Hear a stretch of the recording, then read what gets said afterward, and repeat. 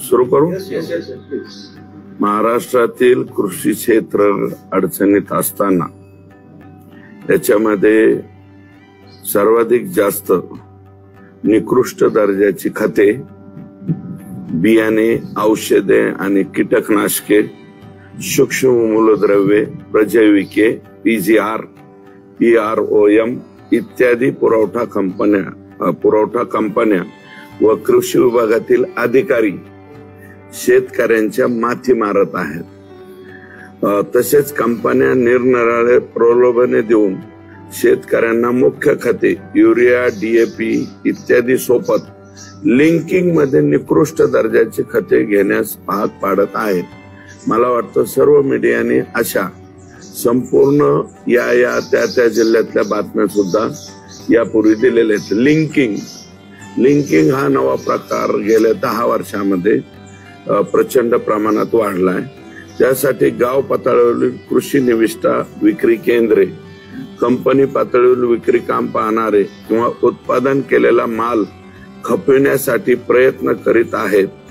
शेतकऱ्याचं कर्ज काढून उत्पन्न जास्त येईल या आशेने निविष्ठा घेत आहेत.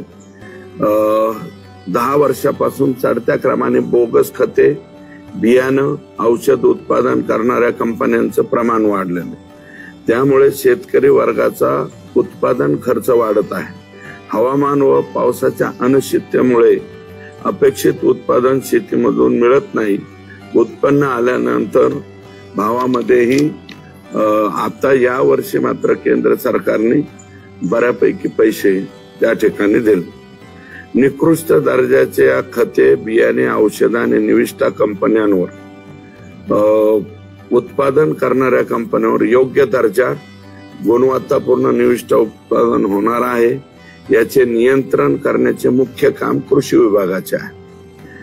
एका जिल्ह्यामध्ये कृषी विभागामार्फत गुण नियंत्रणाच्या कामासाठी प्रत्येक तालुक्याला कार्यरत असणारे तालुका कृषी अधिकारी, पंचायत समितीचा कृषी अधिकारी, उपविभागीय पातळीचा उपविभागीय कृषी अधिकारी, जिल्हा पातळीवर जिल्हा अधीक्षक कृषी अधिकारी, जिल्ह्यात जिल्हा अधीक्षक कृषी अधिकारी यांच्या कार्यालयातील कृषी उपसंचालक, पूर्ण वेळ जिल्हा गुणवत्ता नियंत्रण निरीक्षक, जिल्हा परिषदेकडील कृषी विकास अधिकारी आणि जिल्हा परिषदेकडील मोहीम अधिकारी, विभागीय कृषी सहसंचालक कार्यालयातील विभागीय गुणवत्ता नियंत्रण निरीक्षक, विभागीय तंत्र अधिकारी, गुण नियंत्रण अधिकारी इत्यादी अधिकारी कर्मचारी काम करीत आहे. साधारणपणे आमच्या बीड जिल्ह्यामध्ये एकूण 11 तालुके, 11 तालुक्याची नावं घेत बसण्यात मी हे करत नाही. त्यामध्ये 11 तालुका कृषी अधिकारी, 11 पंचायत समितीचे कृषी अधिकारी, 3 उपविभागीय कृषी अधिकारी, जिल्हा परिषदेचे मोहीम अधिकारी, कृषी विकास अधिकारी, जिल्हा अधीक्षक कृषी अधिकारी यांच्या कार्यालयातील कृषी उपसंचालक आणि पूर्ण वेळ जिल्हा गुणवत्ता नियंत्रण निरीक्षक असे मिळून एकट्या बीड जिल्ह्यात 30 क्वालिटी कंट्रोल इन्स्पेक्टर म्हणून कार्यरत आहेत. म्हणजे बीड मध्ये 30 आहेत आणि विभागीय नियंत्रण कक्षाचे 2 असे 32 क्वालिटी कंट्रोल इन्स्पेक्टर आहेत. आता हे काय काम करतायत पुढे बघा.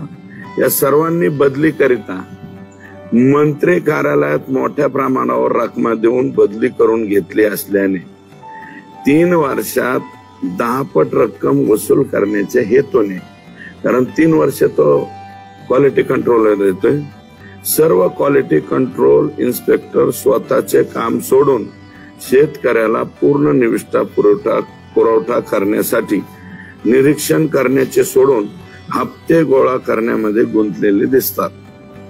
विक्री केंद्र तपासणीला गेल्यावर तपासणी फी, नमुना काढल्यास त्याची फी वेगळी असते. या सर्व हप्तेखोरीपणामुळे कृषी निविष्ठा विक्री केंद्राचे मालक शेतकऱ्याला देण्यात येणाऱ्या निविष्ठाच्या किमतीपेक्षा जास्तीचे कमिशन 40% ते 50% मिळवण्याच्या हेतूने बोगस कंपन्यांचा माल खपवण्याकडे त्यांचा कल जास्त असतो. त्यामुळे शेतकऱ्यांना पूर्ण निविष्ठा मिळत नाही.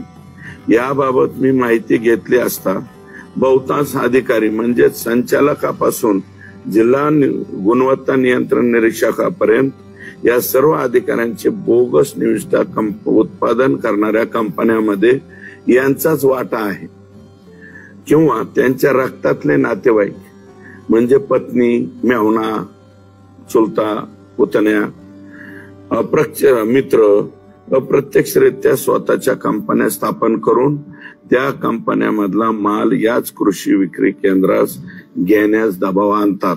तुम्ही जरा कृषी विक्री केंद्रामध्ये सुद्धा माझं मत आहे की सगळ्या मीडियाने कृषी विक्री केंद्रामध्ये जाऊन सुद्धा याची माहिती घ्यावी. ही माहिती मला मिळाल्यानंतर मी या बजेट अधिवेशनामध्ये विधानसभा तारांकित प्रश्न क्रमांक 2251 अन्वये राज्यात कृषी गुणनियंत्रण विभागातील अधिकारी व कर्मचारी यांनी केलेल्या गैरव्यवहाराबाबत विचारणा केली होती की महाराष्ट्रात किती अधिकाऱ्यांच्या नावाने, मित्रांच्या नावाने कंपन्या आहेत, किती निविष्ठा विक्री केंद्र आहेत याची माहिती मागितली असता मला अत्यंत धक्कादायक माहिती मिळालेली आहे. ही कृषी विभागाकडूनच माहिती मिळाली. खात्यातील अधिकाऱ्यांनीच कंपन्या सुरू केलेल्या असल्यामुळं या कंपन्या मार्फत उत्पादित झालेले खते, बियाणे, औषधे, कीटकनाशके इत्यादींचे नमुने काढले जात नाहीत. कृषी निविष्ठा विक्री केंद्रांना अधिकाऱ्यांच्या अप्रत्यक्षरित्या मालकीच्या असणाऱ्या कंपन्या मार्फतच, कारण हे जे क्वालिटी कंट्रोल ऑफिसर पुण्याला बसलेले आहेत यांच्याच कंपन्या असल्यामुळे हे त्यांच्या खालच्या अधिकाऱ्यांना सांगतात की हे विकत घेण्यासाठी जबरदस्ती केली जाते. मला वाटतं कोरोनाच्या काळात एकदा कृषी सेवा केंद्र या सगळ्यांनी याच्या विरोधात आवाज उठवला होता आणि पंढरपूरला का काहीतरी एक अधिवेशन किंवा तक्रार ही त्या ठिकाणी केलेली होती. कोल्हापूर संभागातील याच्यातले सगळ्यात जास्त या बोगस कंपन्या ज्या आहेत ते कोल्हापूर रिजन म्हणजे पश्चिम महाराष्ट्रामध्ये आहेत. विभागीय कृषी संचालक श्री उमेश पाटील यांनी त्यांच्या पत्नी आणि मुलाच्या नावे Krushi Seva bio organic fertiliser private limited या नावाची कंपनी स्थापन केलेली आहे. महाराष्ट्र राज्यातील माझ्याकडे मंत्रालयातून आलेल्या तक्रारी प्राप्त झाल्यावरून मी काही कंपन्यांची माहिती माझ्या लोकांकडून गोळा केलेली आहे.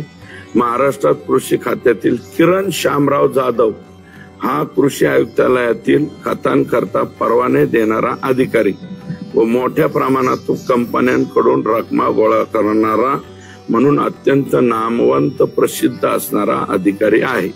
या अधिकाऱ्याने G1 ते G2 चा परवाना देताना प्रति घटक 14,000 रुपयाचा दर परवाना देण्यासाठी लावला होता.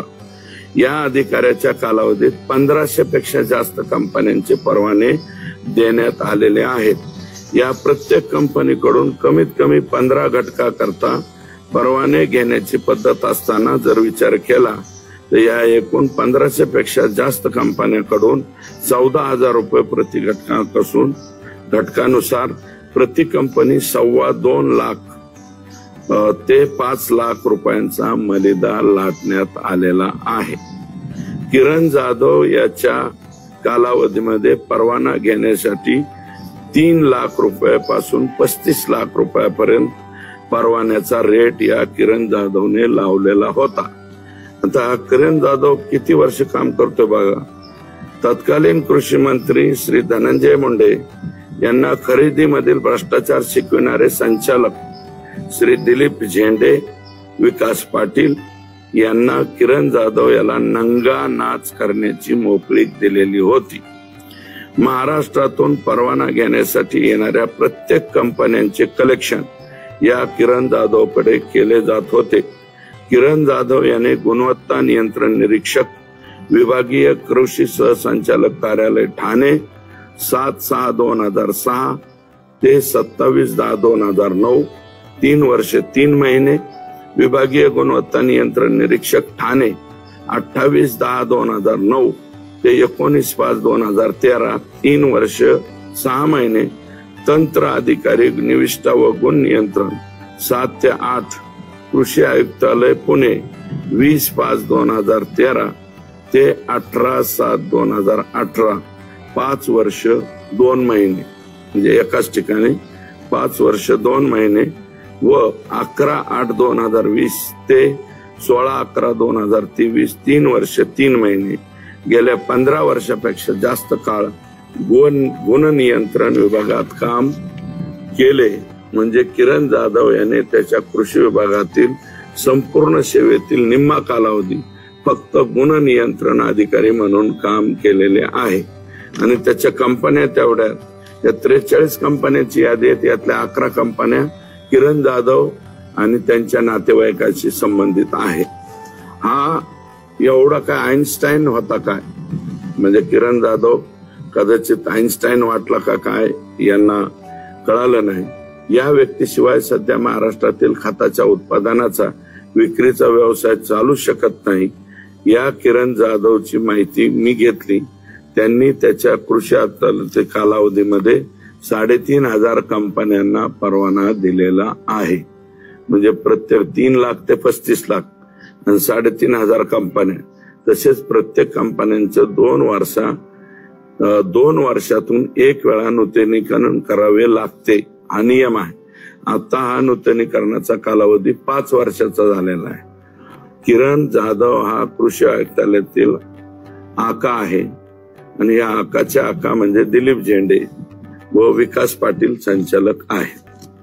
या विभागातील वर उल्लेख केलेले अधिकारी कर्मचारी स्वतःची खते, बियाणे, कीटकनाशके यासारख्या कृषी उत्पादनांशी संबंधित कंपन्या स्थापन करून चालवत असल्याचे उघड झाले आहे.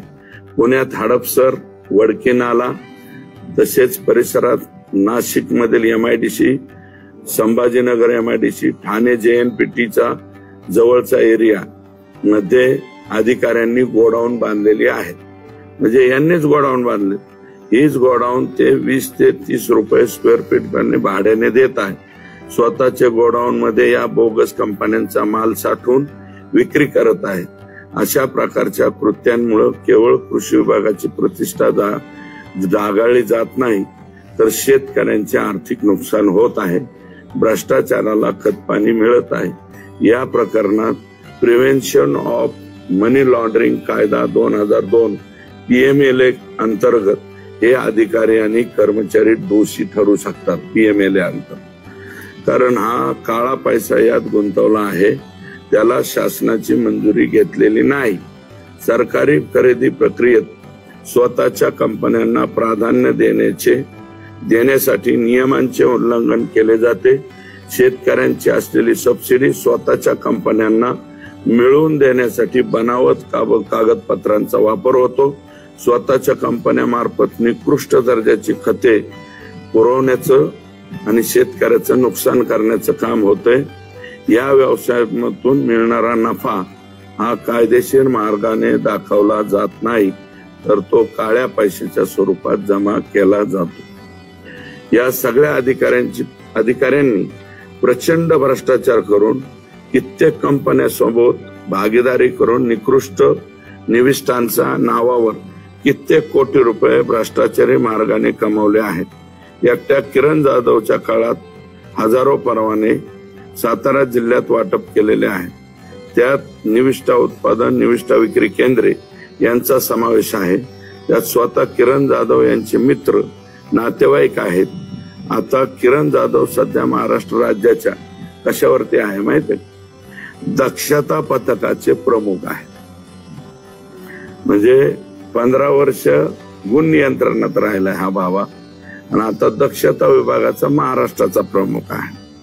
काम करत दक्षता पथकात गेल्यावर सुद्धा किरण जाधवने 6 महिन्यात 5 कोटी रुपयांचं कलेक्शन प्रति महिना का काय चालू केलेलं आहे.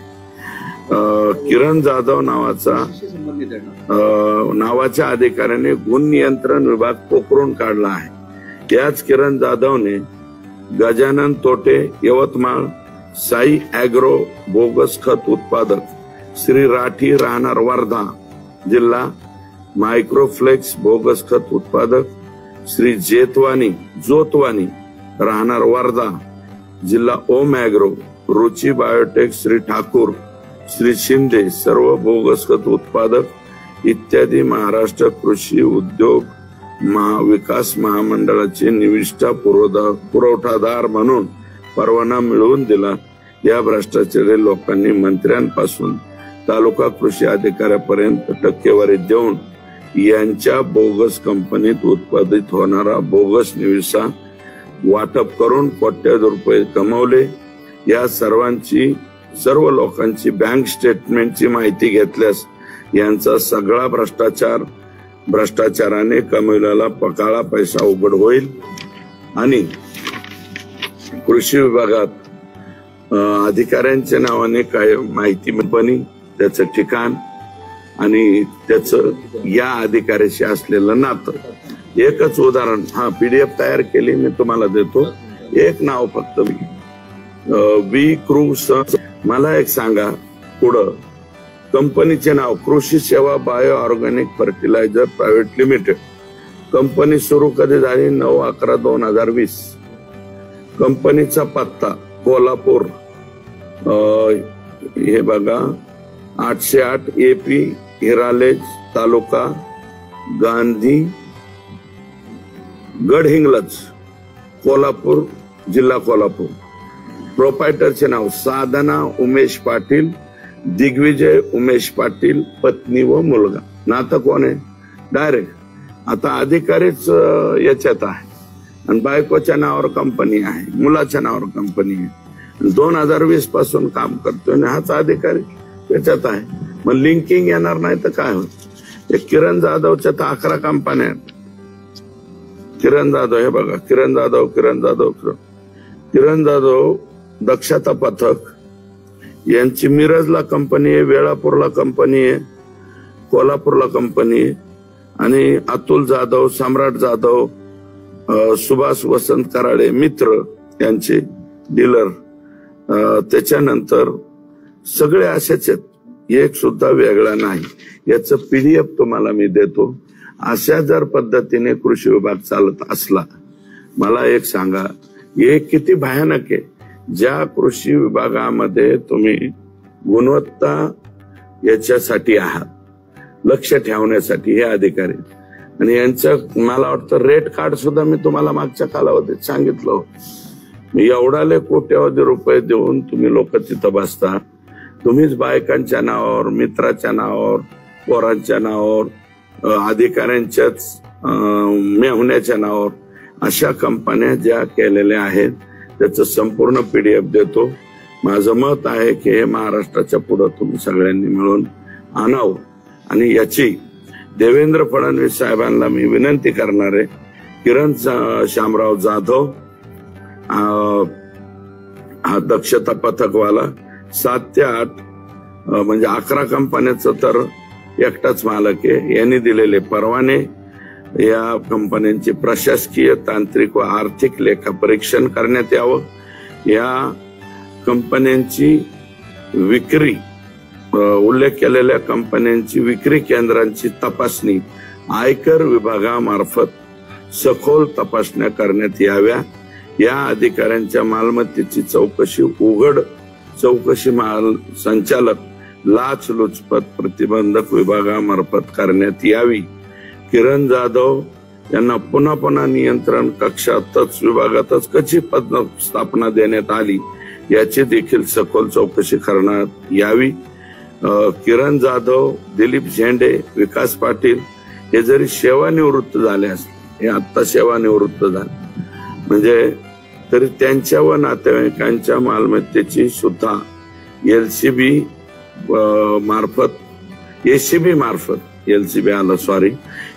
मार्फत चौकशी करण्यात यावी. महाराष्ट्र कृषी उद्योग विकास महामंडळाचे खते, बियाणे, औषधे व इतर कृषी निविष्ठांचे पुरवठादार यांची गेल्या 15 वर्षातील आर्थिक व्यवहाराची तपासणी आयकर विभागामार्फत करण्यात यावी. अशा प्रकारची मी विनंती माननीय मुख्यमंत्री महोदयांना उद्या परवा, जर परवा वेळ दिली तर परवा आणि नाही वेळ दिली तर सोमवारी किंवा मंगळवारी साहेबांकडे ही मागणी करणार आहे। याचं PDF 43 कंपन्या, आणखी सुद्धा काही कंपन्या त्या ठिकाणी आहेत, तर त्या कंपन्यांची सुद्धा नावं मी तुम्हाला देतो। कृपया ही नावं महाराष्ट्राच्या पुढे आणावी आणि मी म्हणतोय त्याच्यात तथ्य यास्तव आहे की तुम्ही आता इथं उठून आष्टीमध्ये जाताना पाटोद्यात जा, बीडमध्ये जा, बीड मधल्या कृषी सेवा केंद्रांना विचारा की हे लोक स्वतःच्या कंपन्यात केलेला माल लिंकिंग साठी त्यांच्यावर थोपवतात का नाही आणि शेतकऱ्यांना फसवणं। आणि हे किती गंभीर आहे, महाराष्ट्रासारख्या राज्यामध्ये हे होतंय, हे दुर्दैव। 43 कंपन्यांमध्ये फार तर हे 30 अधिकारी असतात। 30 अधिकाऱ्यांच्या 43 कंपन्या। हे काय ते दिलीप पाटील आणि विकास पाटील 2। मी हे कोणी कृषी मंत्री येऊ त्याला हे शिकवायला हेच होते ना, कृषी मंत्री कोण येऊ, मी एकटा काय धनंजय मुंडेंवर म्हणत, त्याच्या माग पुढं आता नवीन बी आला तर त्याला रफिक नाईकवाडी सुद्धा आहे ना, ते महत्वाचं। ते रफिक नाईकवाडी, संजय, हेच 2दा नाव आहे, संजय पाटील आहे, नंदकिशोर राजाराम आहेर आहे, मधुकर चौधरी, भारत रणवरे, किरण जाधव एकटा 11 वेळा आहे। म्हणजे कदाचित हे 25च अधिकारी असतील। 25 अधिकाऱ्यांनीच महाराष्ट्र खाऊन टाकलाय। किरण जाधव यांचा शिष्य बनायचा नाही, किरण जाधवच्या वरच्या आका, किरण जाधव या दोघांचा शिष्य आहे। या दोघं जे पाटील आहेत यांचं शिष्य आहे। मनोज वेताळ आहे 2-3 वेळा, 4 वेळा मनोज कुमार वेताळ, ADO सांगली। आणि हे मेजर कोल्हापूर, पुणे, बरं का, सातारा जिल्ह्यात नाहीत कंपन्या। हे बघा, नरेंद्र रामचंद्र पात्रे मुलगा, त्याची कंपनी आणि तंत्र अधिकारी दक्षता पथक। नरेंद्र बारापत्रे हा आता सध्या तंत्र अधिकारी। मधुकर चौधरी इकडे नाव घेतलं, कृषी विकास अधिकारी, सेवानिवृत्त आहे।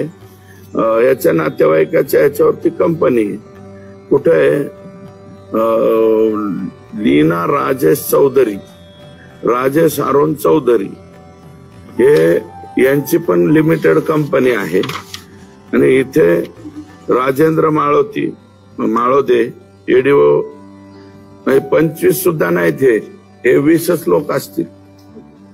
हे 20 लोकांनी अख्खा महाराष्ट्र खाऊन टाकलं। आणि आम्ही इकडं म्हणायचं अरे खतनीती आहे ना, अमकं आहे ना, लोकांमध्ये चर्चा होती। आणि हे 20 लोकांनी, मी तर CM साहेबाला विनंती करणार आहे की ACB, परत हे इन्कम टॅक्स आणि ED या तिन्ही मार्फत या लोकांची चौकशी करा। महाराष्ट्रातला लिंकिंगचा घोटाळा सगळा बाहेर पडतो आणि महाराष्ट्र एकदा साफसूफ तरी होऊन जाईल। आणि हे चोरी छुपे आहे, कारण हे कुणाच्या लक्षात येणार नाही। 15 वर्ष गुन्हा नियंत्रण मध्ये एक अधिकारी राहतो, 15 वर्ष। हे हजारो कोटी रुपयाचं आहे ना। शेतात तुम्ही पाहताय का, एका जिल्ह्यात कृषी सेवा केंद्र किती आहेत, 32 अधिकारी तर क्वालिटी कंट्रोलसाठी, हे क्वालिटी कंट्रोलसाठी हिंडतच नाहीत।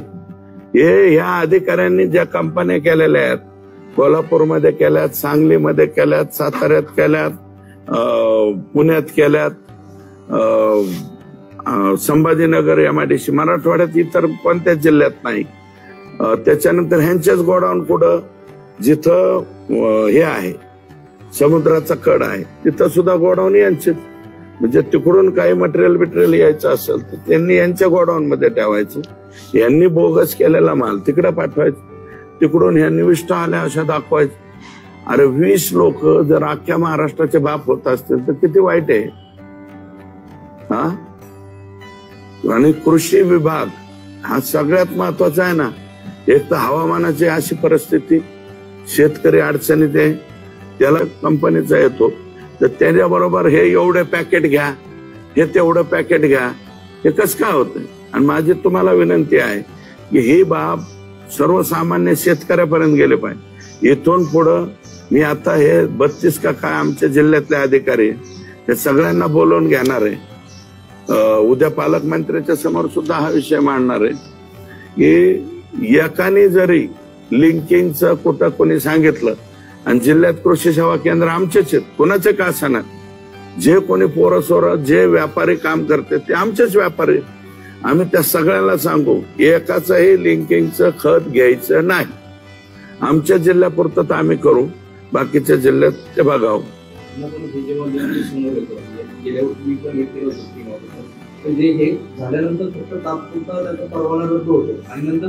रिइन्स्टेट होतो, मग कोण रिइन्स्टेट करणार? हेच 20 बाप आहेत ना, रफिक नाईकवाडी, किरण जाधव, उमेश पाटील, विकास पाटील, आमका पाटील, हे सगळे हेच आहेत ना.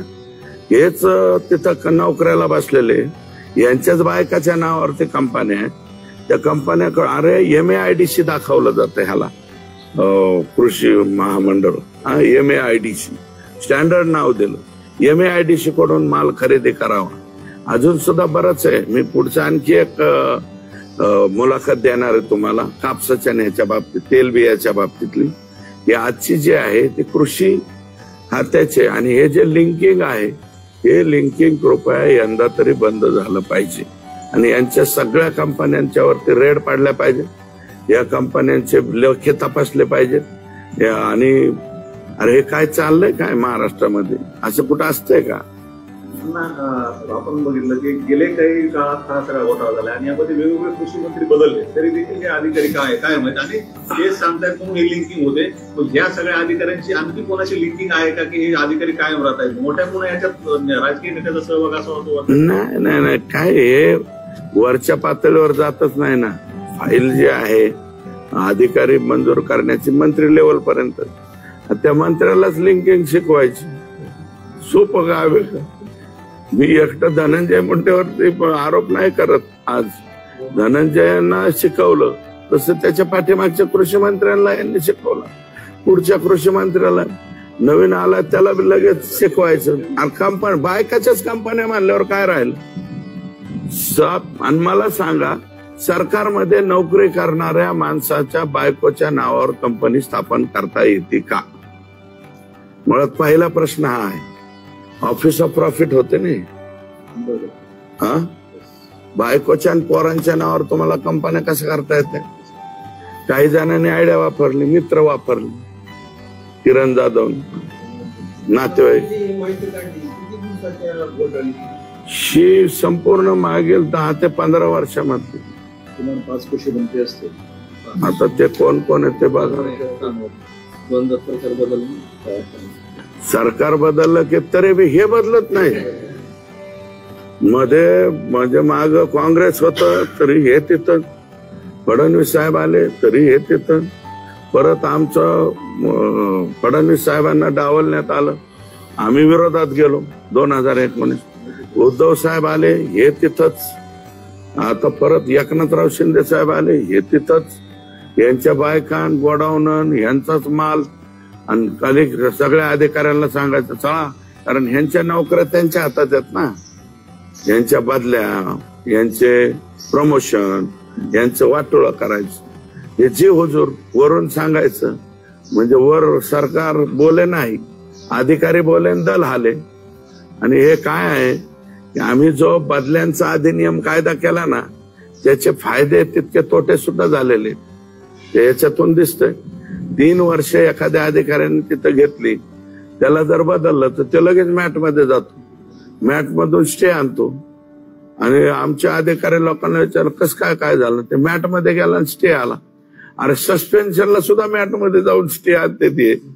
हा जो बदली अधिनियम 2005 आहे ना, याच्या बाबतीत सुद्धा संशोधन करण्याची पाळी मला वाटतं. काही कायदे काही त्यावेळेस ठीक आहे केले, पण याच्यामध्ये जर भ्रष्टाचारांच्याच फायद्यासाठी ते कायदे होत असतील तर त्या कायद्याला मध्ये सुद्धा बदल करण्याची आवश्यकता आहे असं म्हण. अहो हे बघा ना तुम्ही, हे हिंमत काय? मी सगळ्यांचे लिस्ट दाखवतो. पत्नी, मुलगा, स्वतः 1-2 पट्ट्यांनी तर स्वतःच कंपनी चालू केली. सरकारमध्ये नोकरीला तोच 3 आहेत हे, आर्यन पाटील, चव्हाण आणि विजय कुंभार. आणि सत्यजित जितेंद्र शिंदे हा किरण जाधवचा नातेवाईक. तुमच्या आज लक्षात आलं, या अगोदर का नाही? नाही, मी स्वतः हे बघा, आता ऐका, आता माझ्या बाबतीमध्ये लक्षात येण्याचं कारण, मी याचा तारांकित विधानसभा तारांकित प्रश्न क्रमांक 2251 केला होता आत्ताच्या अधिवेशनात कळाला. मग मी त्यांची माहिती विचारल्यावर हे आलं. माहिती आहे, हे आहे माहिती. कारवाई कोणीच केली नाही यांच्यावर. आता हे मालक झालेत ना, हे 20 लोक महाराष्ट्राचे मालक होऊन बसले. गेल्या 10-15 वर्षापासून यांचा नंगानाच चालू आहे. अरे हे कोणता डान्स आहे हा? हे कोणता प्रकार आहे? हे असं करता येतं का? स्वतः कंपन्या स्थापन करता येतात का? बायकांच्या नावावर, मुलांच्या नावावर, मित्रांच्या नावावर, नातेवाईकाच्या नावावर कंपन्या स्थापन करता येतात का? अरे तुमचं काम काय? कंट्रोल हे ठेवायचं शेतीवरती आणि निविष्ठा, म्हणजे जे खत, बियाणं, कीटकनाशक शेतकऱ्याला जातात, त्यांचा दर्जा ते व्यवस्थित जातात का? ह्यासाठीच आमच्या टॅक्स मधून, आमच्या गरिबाच्या लोकांच्या टॅक्स मधून गेलेला पैसा तुम्हाला पगार देतो ना. पगारावर थांबा ना. तुमची पगारावर थांबण्याची मानसिकता नाहीये. याला सगळ्यांचे जर आता एसीबी चौकशी, ईडीची चौकशी आणि अर्थ खात्याकडून यांची जर चौकशी झाली तर हे गबर झालेले असणार आहेत. मला वाटतं शोले मधल्या गब्बर सिंग पेक्षा कितीतरी मोठे गब्बर सिंग झालेले असतात. ओके. एक गव्हर्नमेंट स्पोर्ट तुम्ही एक मुलाखत दिली आता काही चॅनलला. तुम्ही सांगितले की मला मारण्याचा कट रचला जात होता. नाही, अजून तो आहे जाग्यावर. त्याच्यामध्ये कोणी, मी म्हणतो मी नाही, तुम्हीच ते शोधा. कोणत्या एका राजकीय नेत्याने शिरूर कासार येथे येऊन हरणाच्या मांसाबाबत स्टेटमेंट केले? एक. दुसरं, खोक्याच्या नावाखाली जो मोर्चा काढला गेला, तो मोर्चा कोणाच्या कार्यकर्त्यांच्या जास्त जोर होता? 2. आणि कोणाच्या कार्यकर्त्यांनी मुंबईला जाऊन उपोषण केलं? आणि उपोषणाचे भाषण काय तर कुणीकडे त्याला दर्जा नाही, काय नाही, दर्जाहीन भाषण. आणि त्या दर्जाहीन जो उपोषण होतं, नंतर मला वाटतं त्यांच्याकडे कोणी काय भेटायला आलं नाही, ते आपसूक उपोषण सोडून आले. आणि कोण बीड जिल्ह्यातला एक अँकर आहे की तो प्रत्येक ठिकाणी एकटाच दिसतो. आणि बीड जिल्ह्याच्या शेजारी असलेले एक मोठे टीव्हीचे हे आहेत, त्यांनी सतत त्या घटना दाखवल्या. आणि मुंबईमध्ये जे उपोषण ठेवलं त्याला ते बिश्नोई समाजाचे 4 लोक, बिश्नोई समाजाचे 4 लोक हे राजस्थानवरून विमानाने त्या मोर्चाच्या ठिकाणी आणण्यात आले.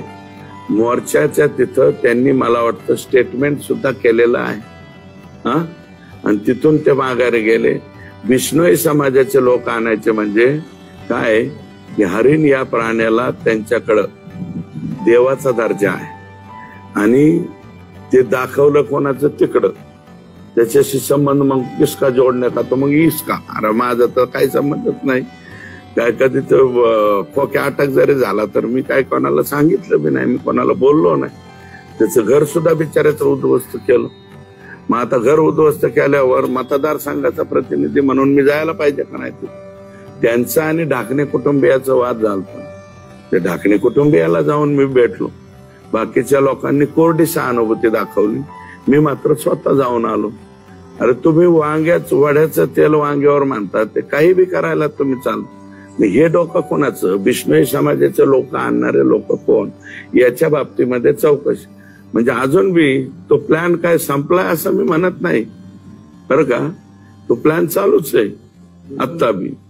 आणि मला काही पोलीस अधिकाऱ्यांकडून सुद्धा म्हणजे किमान ज्यात काही अधिकारी आहेत की बाबा हे अशा पद्धतीचं व्हायला लागलंय, तुम्ही जरा म्हणजे अक्षरशः संरक्षण घ्या म्हणण्यापर्यंत आलं. मला एसपीनी सुद्धा फोन केला होता की तुमको संरक्षण चाहिए क्या. मी म्हणलं मेरे को नको संरक्षण, परंतु दुसऱ्याच्या हाताने पर हाताने काटा निघला पाहिजे हे सुद्धा डोकं चालवणारी काही मंडळी बीड जिल्ह्यात आहे. आणि बीड जिल्ह्यातल्या आपल्याच जिल्ह्यातले ते नेते मंडळी आहेत, त्यांचेच हे कार्यकर्ते आहेत. यातलं कुणाचं डोकं आणि याच्या पाठीमागचा मास्टर माइंड कोण याची चौकशी करण्यासाठी मी पत्र त्या ठिकाणी देणार आहे. फक्त ते अंजली दमानी या ताई आणि त्या दुसऱ्या तृप्तीताई यांना विनंती आहे, तुम्हाला काय स्टेटमेंट करायचंय काय करायचं तिकडलं तिकडं करा. ज्या गोष्टीत तुम्हाला माहिती नाहीत त्या गोष्टीमध्ये विनाकारण तोंड घालायचं काम करू नका अशी माझी त्यांना विनंती राहील. हा चित्रपट दाखवला नाही, त्यांना माहित नसेल. पोलिसांनी तुम्हाला सांगितलं सुरक्षा घ्या, म्हणजे पोलिसांना पण इनपुट आहे का हे की 100% आहे. काही अधिकाऱ्यांच्या मध्ये तो आहे. म्हणजे हे ते सलमान खानचं नाही का प्रकरण लॉरेन्स बिश्नोई, तसं कुणीतरी बिश्नोई समाजाचे लोक बोलवायचे. ते बिश्नोई समाजाचे लोक सिरियसली असतात, मग त्यांच्याकडून हे लॉरेन्स बिश्नोईकडे जावं, तिकडल्या तिकडं काटा निघावा यांचा. अशा पद्धती इतकी भांगार मेंटॅलिटी तुम्ही राजकारणामध्ये ठेवता. अरे कोणत्या प्रकाराला चाललात तुम्ही, काय चाललात आणि थायथायात काय करता. जीवाला धोका आहे हे बघा, माझ्या जीवाला धोका आहे आमका आहे तरी मी कोणाला कशालाच भेट नाही, त्यामुळं ते प्रश्नच येत नाही. नाही गँगचा बिश्नोई गँगचा संबंध नाही. बिश्नोई समाजाचे लोक बोलवले, 4 लोक बोलवले. ते काय हवेतून येणार नाहीत ना. राजस्थान मध्ये आहे ना बिश्नोई समाज. मग राजस्थान मधून ते 4 लोक आले आणि कशावर आले, तुम्हीच दाखवलेल्या उपोषण स्थळावर आले. कोणी उपोषण केलं होतं, कशासाठी केलं होतं, कुणाचे लोक बसले होते, कुणाचे कार्यकर्ते बसलेले होते तिथं. आणि काय बोलायचं, बोलण्याचा दर्जा आहे का यांचा कोणाचा. कुणीकडे बोलायचं, उचलायची जीभ की लावायची टाळ्याला, कुणीकडे बोलायचं काय बोलायचं, आम्ही आपलं जाऊ द्या म्हणतो. याचा अर्थ असं थोडंच. कोण नेता आहे ते कोण उपोषणाला बसले होते त्याचे व्हिडिओ आहेत. उपोषणाच्या स्थळी केलेली यांची भाषणं आहे. 1 दिवस उपोषण नव्हतं ते मुंबईमध्ये, मला वाटतं 5-6 दिवस उपोषण चालू होतं. आणि बिश्नोई समाजाचे लोक त्याच उपोषण स्थळी आलेले. ते सगळं गोळा करा ना तुम्ही. आणि बीड जिल्ह्यातला एक अँकर का काय एक कोणता तरी टीव्हीवाला आहे, ते सारखा तेच इथं म्हणजे खोक्याच्या इथं दाखवायला त्योच, मोर्चा दाखवायला त्योच, बिश्नोईचे लोक आणायला त्यांची भाषणं आणायला त्योच. अरे काय अँकर बी तुम्ही आता तुम्ही बी ह्याच्यात सामील व्हायला लागले. कोणाच्या सांगण्यावरती हे करतात बरं का. त्याला अँकरने अँकरचाच दर्जा ठेवा, राजकारणाच्या एवढं आहारी जाऊ नये असं मला वाटतं. नाही, मी आता नाव घेणारच नाही. मी आधी पत्र देतो मुख्यमंत्र्यांना, याची चौकशी करा म्हणतो. हे असं काय भाजीपाला आहे का तुमच्याकडे, काय खून करण्याचे तुम्हाला परवानगी घेतलं का. संतोष देशमुखला एवढा निर्गुण हत्या करून बी तुमचं भागलं नाही का. अजून पुढे एखाद्या आमदाराला मारायचं, आणखी कोणाला मारायचं. आता आज जाऊन बसलेत ना ते, आता बी गप बसा ना, तिथं हाणामाऱ्या करतो. जिल्ह्याला महाराष्ट्राला तुमची गरज आहे, तुम्ही सुरक्षा घ्यायला पाहिजे पोलीस. मी नाही घेणार, मला वाटत नाही आवश्यकता बरं का. पण डोकं कसं चालवायचं बघा. थायथायात कुठं घालायचा, खोक्यावर. अरे त्या खोक्या अटक झाला किंवा त्या खोक्यावरती कारवाई झाली, उलट खोक्यावर कारवाई करा मीच म्हणलं. त्याचं जर काही चुकलं असेल तुम्ही कारवाई करा. चुकलेलं आहे त्याचं समर्थन मी केलं का, नाही. पण मी एवढंच म्हणलं की गरीब समाजातलं आहे ते, सोनं बिनं फेंटेक्सचं सोनं घालतंय आणि पैसे दुसरा एक मित्र आहे त्याला कोणी गाडी विकत देत नव्हतं, मुथूट फायनान्स दुसऱ्याच्या नावावर काढला आणि ते पैसे डॅशबोर्डवर मान. आता त्या ज्या समाजाच्या याच्यातले अजून पाहतच झाले नाही त्यांची काय अवस्था आहे अजून. शेड्यूल ट्राईब आहेत. अरे तुम्ही एखाद्या शेड्यूल ट्राईबच्या मागे किती लागायचं, काय करायचं, त्याचा थायताट दाखवायचा आणि त्याच्यातून बिष्णोई आणून तिथं हे करायचं, म्हणजे हे किती अक्कलवान लोकांचं काम आहे. जरा ओळखून घ्या समाजामध्ये. आपण जर गेले काही दिवस बघितलं तर बीडमध्ये सातत्याने खुनाच्या घटना घडत आहेत. आष्टीमध्ये झाला, त्याच्यानंतर आज अंबाजोगाईमध्ये विकास बनसोडेचा खून झाला, त्याच्यानंतर अंबाजोगाईमध्ये देखील झाला, पिंपरी गोंबरे ना. नाही आम्ही तर त्याला लगेच अटक करायला लावली. कायदा आणि सुव्यवस्थेचा तंत्र निर्माण होते, परंतु पोलीस मात्र या सगळ्यात अपयशी ठरताना दिसते. काय वाटतं?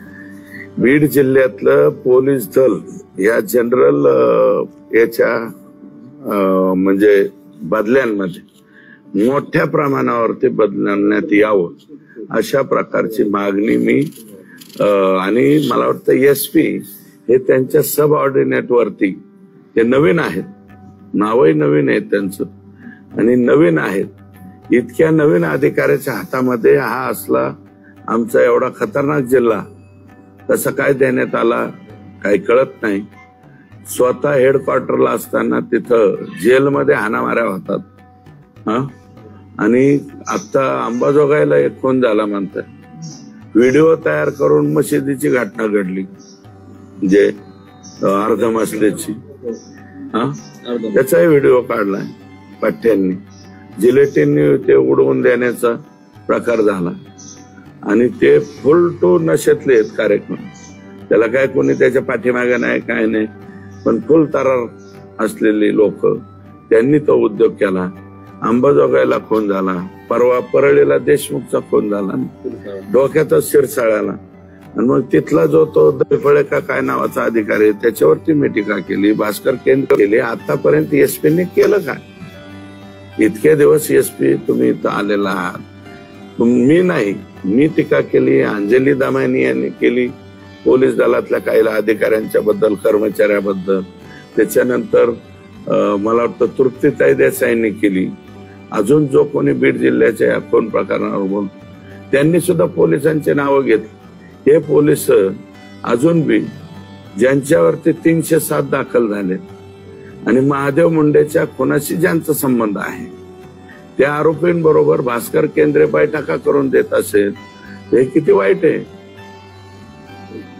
संतोष देशमुख यांचा खून होण्यापूर्वी एका महिलेकडून बलात्काराच्या गुन्ह्यामध्ये त्यांना जोडण्यात येणार होतं अशी माहिती आली होती आणि त्या महिलेचा मृतदेह कळंब इथं सापडलेला आहे. मृतदेह 2 दिवस एका रूम मध्ये होता आणि त्याच ठिकाणी आरोपी जेवण करत होते, तिथे झोपले. तिसऱ्या दिवशी दुर्गंधी येत असल्यानंतर त्या मृतदेहाची विल्हेवाट लावण्याचा प्रयत्न केला. तुम्ही काही पोलिसांशी बोलणं करून असले माहिती? मी बोललोय कळंबशी, परंतु मी कालच म्हणलो होतो तुम्हाला की माहिती घेतल्याशिवाय बोलायचं नको. आता जी टीव्हीवरती बातमी आलेली आहे ती बातमी अशीच आहे की पैशाच्या आणि छळाच्या बाबतीमध्ये काहीतरी त्रास दिल्यामुळं त्यांनी त्या व्यक्तीने त्या महिलेचा खून केलेला आहे. पण तीच महिला होती का? तर ती पहिला नव्हती. तर कळंबची महिला कोण ही शोधून काढा अशी मी SIT कडे मागणी करणार. दमानिया यावरच म्हणाल्या की बीडच्या शरदचंद्र पवार गटाचे जे खासदार आहेत त्यांनाही असंच फसवण्यात येणार होतं महिलेला पुढे. नाही, मला नाही वाटत. बजरंग नाही, मी त्यांच्याबद्दल बोलणं उचित होणार. फोटो आले विष्णू ताटेच्या फेसबुकवरचे जे फोटो आहे त्यानुसार 5 डिसेंबरला वाल्मिक कराड आणि विष्णू ताटेची शेवटची भेट झाली मुंबईत. वाल्मिक कराडच्या भेटीआधी विष्णू ताटे धनंजय मुंडेंना भेटतात आणि ते फोटो त्यांनी अकाउंटवर टाकले. 6 तारखेला मर्डर झाला, वाद झाला. 7 तारखेला विष्णू ताटे पुण्यात होता, ते पण फोटो आले. 8 तारखेला बैठक झाली आणि सुदर्शन गुन्हेगारी विष्णू ताटेची हॉटेल 9 तारखेला हत्या झाली. ही सगळी लिंकिंग या सगळ्या एकमेकांशी जुळलेलं 100% आहे. म्हणून तर आम्ही म्हणतो की आत्ताचं जे चार्जशीट दाखल झालेलं आहे हे फायनल चार्जशीट नाही, हे प्रिलिमिनरी चार्जशीट आहे आणि अंतिम चार्जशीट दाखल करण्याचा अधिकार SITनं त्यांच्याकडे राखून ठेवलेला आहे. त्याच्यामध्ये हे सगळं यावं. ते 2 अधिकारी आहेत ना, राजेश पाटील आणि तो दुसरा काय महाजन, हे दोघं बी माझ्या मते हे दोघं जण 100% होणार आहे. आणि कोणाकोणाच्या भेटी झाल्या, कोणी कोणाचे फोटो गेले, कोण कोण तिथं कोणाला भेटलं, ते तुम्ही जसं माहिती सांगतायत ही धक्कादायक आहे ना माहिती. ही माहिती माझ्याकडे आतापर्यंत नव्हती. मी हे कबूल करतो. मी कशातनं पुढे आली का फेसबुक व्हॉट्सअप वरून. हा, आता फेसबुक व्हॉट्सअप वरून बरंच उघडं येत आहे ना.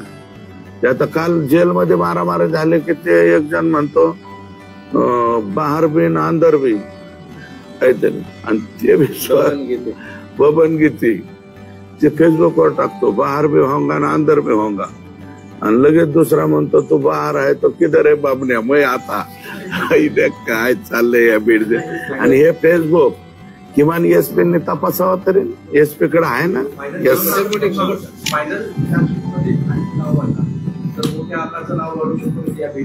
मी त्याच्याबद्दल आता काहीच बोलू शकत नाही, पण काहीही होऊ शकतं एवढं माझं मत आहे.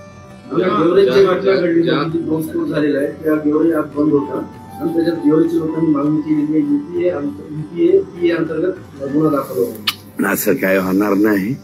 विनाकारण कशालाही मोका लावा, कुठं काय लावा. ते जे 2 आहेत मी माहिती घेतलेली ते पूर्ण 100% ते गव्हाणी पेताड आहे. ती त्याच्या घरचे लोक त्याला जीव घालीत नाहीत. मी माहिती घेतली आमच्या इथल्या डिव्हाइस त्याचे, आणि ते डिटोनेटरचे त्या ह्याच्यात ते पहिलं काम करीत होतं. त्यांनी 4-5 ते घरी आणून ठेवलेले असतील मागे वर्ष 6 महिन्यापूर्वी.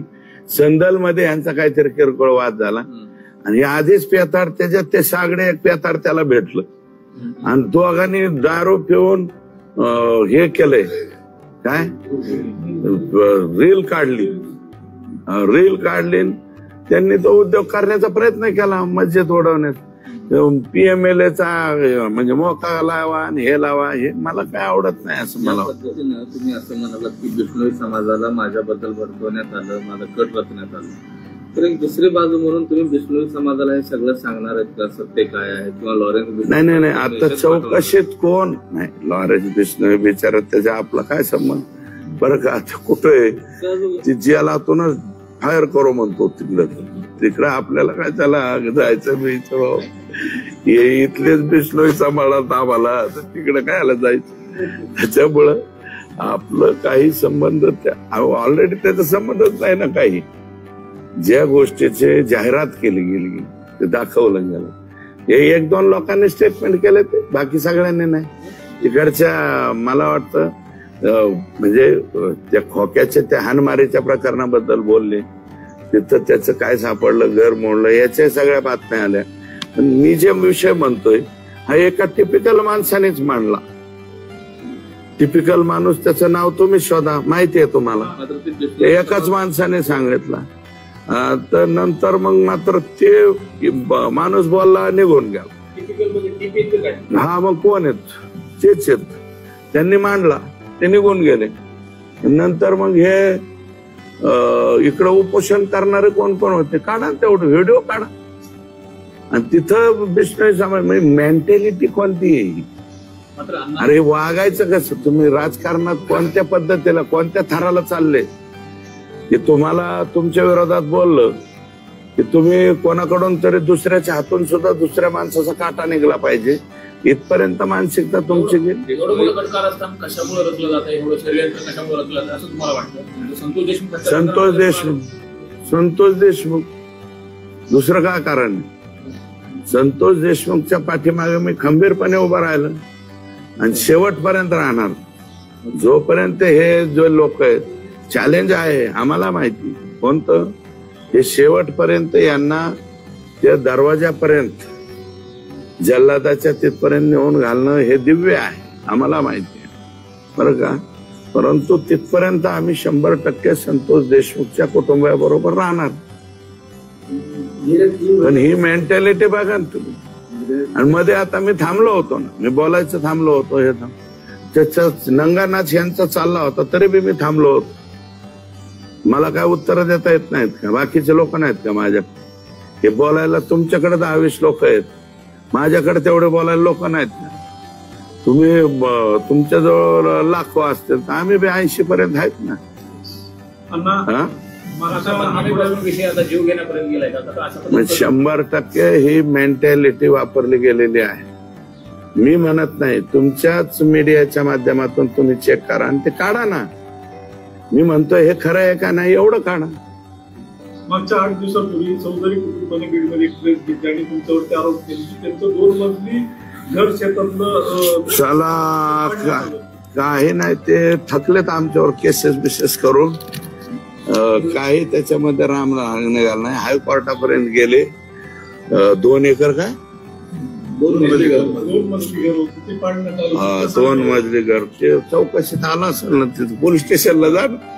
पावसा पाण्याचे दिवस आहेत, तुम्ही त्या खोक्याला बिचारा म्हणलं बेडकरचं सोनाला बिचारा उघड्यावर आलंय का घरात?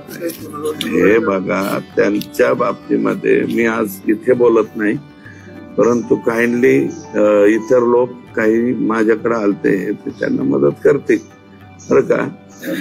आणि मला ते जे 2 एकर तिथे जाऊन बघा ना, तिथं घराचा परवाना आहे. अहो घर कवा पाडले त्यांनी? खोक्याचं घर पाडलं तर मी त्या अधिकाऱ्यांना मी त्यांना विचारलेलं आहे. ते मला 1-2 लोक म्हणजे वरून धोवात तुम्ही कुठून आदेश होता येतपर्यंत जाणार. कारण माझं मत असं आहे, ठीक आहे तुम्ही घर पाडा, परंतु त्याला नोटीस द्यायला पाहिजे काय. आणि एकट्या खोक्याचं घर आहे का वन खात्याच्या? वन हक्क पट्ट्यामध्ये मला वाटतं निमार्द वन खातं गेलं. तहसील कार्यालय सुद्धा वन विभागाच्या ह्याचं. आणि पट्ट्या दिलेले आहेत, तिथलं क्रीडाचं हे ते सुद्धा आहे. खोक्या नाही खोक्या दाखवायला. खोक्याच्या माग विष्णोई माझ्यावरचा राग काढायला दुसरं काही आपटायला जागा सापडाना म्हणून खोक्याच्या नावाखाली मोर्च. ते व्हिडिओ चेक करा ना, व्हिडिओ चेक करा. मीच आता मागणी करणार आहे ना. विष्णोई समाजाचे माणसं विमानाने आलेत ना बिचारे, जे कोणी यायचे, आणि विथ स्टेटमेंट करून विमानाने परत गेले. यांच्या विमानाची तिकीट कोणी काढले, यांच्या बरोबर फोनवर कोण बोललं, याची चौकशी व्हावी लागेल ना. शेवटचा प्रश्न. तुम्ही गेल्या काही दिवसापासून सातत्याने चर्चेत आहात आणि या चर्चेदरम्यान तुम्ही वेगवेगळ्या चित्रपटातील गाण्यांची डायलॉगचे उदाहरण देतात. किती तुम्ही चित्रपट बघितलेत, कसं काय चित्रपट? एखादा कुठला तरी आठवायचा आणि ते सांगायचा, असं काय. बरेच शब्द दिले मी. ते बरेच शब्द आणखी बी देईल मी, काय अडचण नाही. मी एवढ्यावर थांबत नाही, हे कवर चालूच ठेवतो मी. तुम्ही एक तक्रार रेडिकल करणार होता, ती केली का आणि करणार होता? कुठली? कृषी विभागासंदर्भात. आता कृषी विभागाची केली नाही, एक केली. आता हे दुसरं मोठं लट घाबाड सापडलं या 20 जणांचं. 20 का 25 तुम्ही बघा, पीडीएफ दिलं मी तुम्हाला. आता त्यांचे नाव कंपनी महाराष्ट्राला माहिती होऊ द्या ना. एकदा कोल्हापूरला माहित होऊ द्या, तिथं काय, सांगलीला माहित होऊ द्या, यवतमाळला, वर्ध्यात सुद्धा आहेत हे बोगस निविष्ठावाले. माग बघा तुम्ही, यवतमाळ का कोणत्या जिल्ह्यामध्ये कापसावर औषध फवारल्यामुळे बऱ्याचशा लोकांचा मृत्यू झाला. 18 का काय माणसं गेलती, कारण ते जे फवारणीचं औषध होतं त्याच्यात नको तेवढं प्रमाण होत. खोक्याची बायको जे तेजू आहे, खोक्याची बायको तेजू, तिला तुमचं समर्थन केलंय की अण्णांचं कुठलं काही चुकलं नाही, माझा नवरा एक साधा कार्यकर्ता जनता आहे आणि अण्णाला फसवण्यासाठी षडयंत्र. हो, ते नाव येण्यासाठी तर ते कोण .com कोण होतं, काय होतं ते तुम्ही शोधा ना. पत्रकार परिषद घेऊन परळीमधला मोठा घोटाळा केला होता, त्याची तक्रारी केली. उद्या परत अजितदादा येत आहे, तर त्यांनी काही या संदर्भात काही घेतलं का, काही कारवाई झाली का, काय झालं? नाही त्यांनी माननीय मुख्यमंत्री आणि उपमुख्यमंत्री यांनी ह्याच्या संदर्भात बैठक लावण्याचं ठरवलं. ज्ञानराधा ते परळीमधला स्पेशली घोटाळा, रस्त्यांचा घोटाळा वगैरे दाखवला होता. नाही अजित दादांना पत्र दिलेलं आहे. त्यांनी त्याची दखल घेतली, त्याची चौकशी लावली. ती चौकशी पूर्ण होऊन येईल ना. आता 73 कोटीचा आहे.